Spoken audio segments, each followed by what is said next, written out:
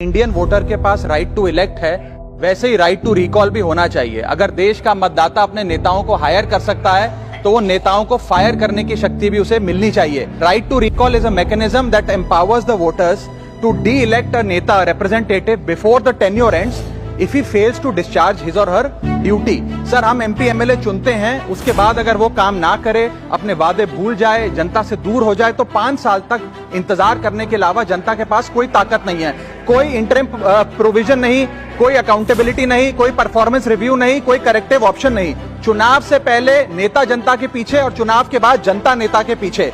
और सर, 5 साल is too long a period in this day and age. अगर एक गलत फैसला गलत नेता को चुनने का लिया तो लाखों लोगों का भविष्य अंधकार में जाता है और पूरा क्षेत्र पीछे जाता है। Let me clarify that right to recall is not a weapon against politicians, it is an insurance policy for democracy.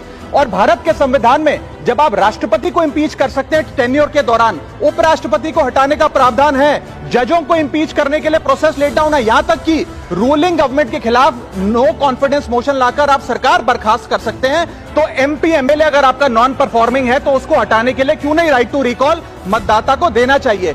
दुनिया की 24 से ज्यादा डेमोक्रेसीज में राइट टू रिकॉल का मैकेनिज्म लागू है, जिसमें यूएस, कनाडा, स्विट्जरलैंड जैसे देश है। मैं आपको उदाहरण देता हूं सर, कैलिफोर्निया में एक गवर्नर क्रिस डेविस नाम के नेता 2002 में चुने गए।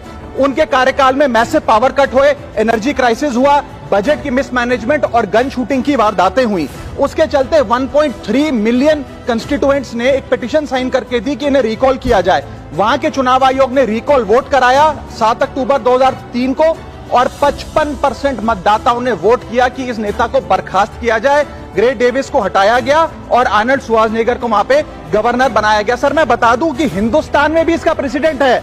कर्नाटक, मध्य प्रदेश, महाराष्ट्र और राजस्थान में रिकॉल मैकेनिज्म ग्राम पंचायत के स्तर पे लागू है और ग्राम सभा के लोग मतदाता वोट करके उन्हें वापस बुला सकते हैं। सर, लेकिन इसका मिसयूज ना हो इसलिए हमें सेफगार्ड्स भी बनाने पड़ेंगे। एक थ्रेशोल्ड रखना चाहिए कि 35 से 40% मतदाता अगर साइन कर दें तभी राइट टू रिकॉल वोट करवाया जाए।